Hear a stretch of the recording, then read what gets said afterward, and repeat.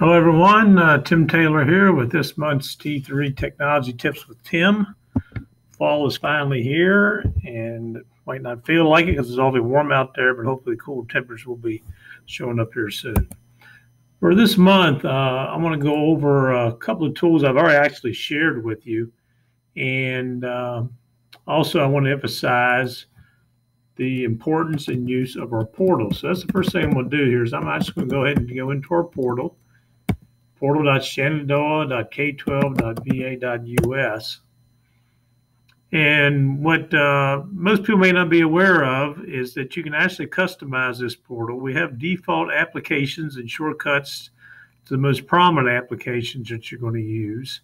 And we're going to look at Adobe Spark here in a second. But these should all look familiar to you.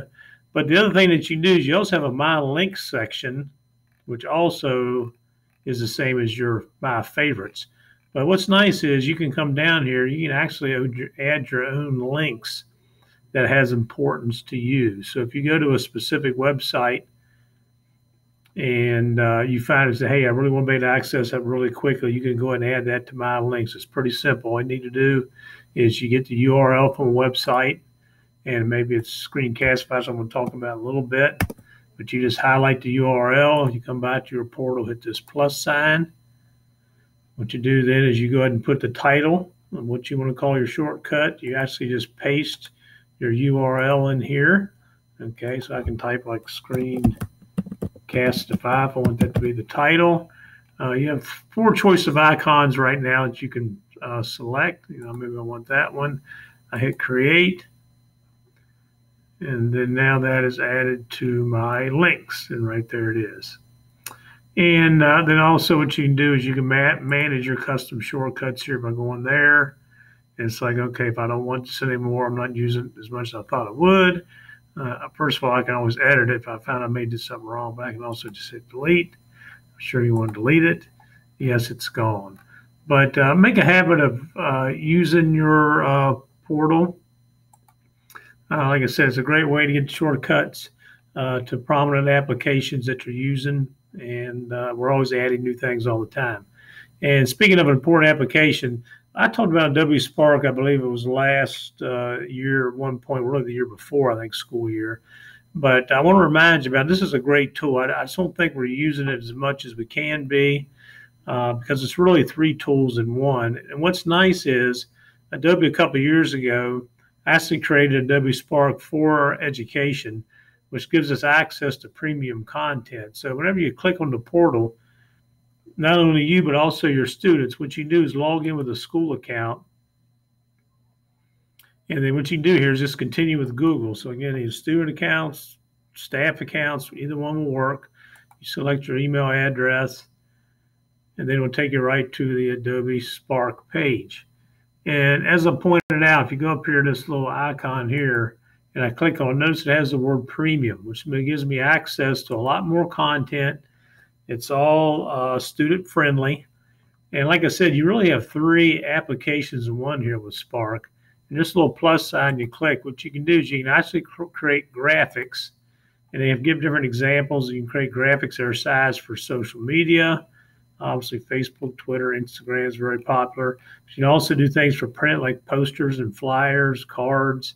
You can create ads. So just a great tool. And what's nice is they have premium photo image content that you can use. And what it does, it automatically cites where the image came from. So it's great when it comes to digital citizenship. So a great resource.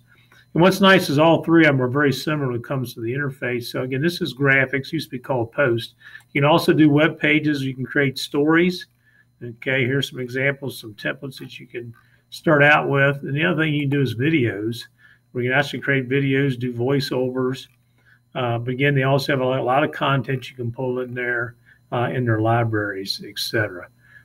So just a great tool to use.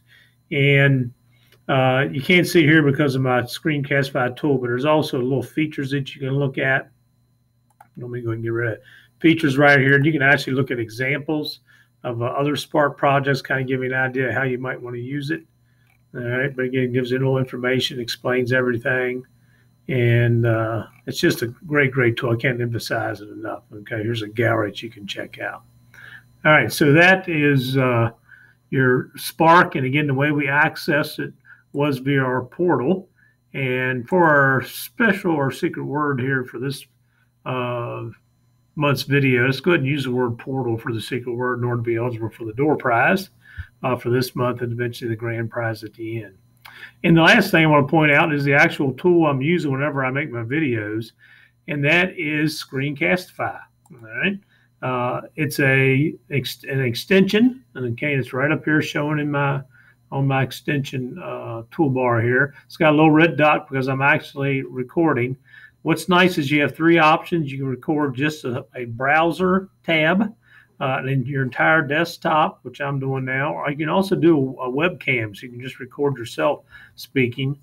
What's nice is you have various drawing tools. You just saw me click them off there because I wouldn't use it, but you can annotate content. What you get with the free version is you can record up to 10 minutes. It has a little light Screencastify, a little logo in the upper right-hand corner, but it really doesn't interfere with what you're trying to do. But it's really great anytime you want to give instructions, create tutorials for your students. I've seen teachers use it to give instructions for substitute teachers. It's a great tool for students to use when it comes to talking about their learning. And of course, Flipgrid can also be used to that, but this is another tool that you can look at. I use the premium version. It costs only $24 a year. It gives me some ability to do some other things like a little bit of video editing. It's not real complex, but it kind of helps.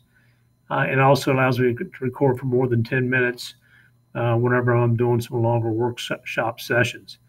What's nice with Screencastify, it automatically will save it to your Google Drive where you can then share it. Also have the option of uploading it to your YouTube channel if you want to do that as well. So again, tools I've talked about, I think, previously, but I think great tools you can use when it comes to instruction. One, Adobe Spark.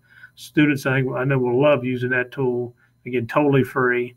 Screencastify, and again, don't forget about our portal. Okay? All right, everyone have a great day, and be looking for my video next month. Take care.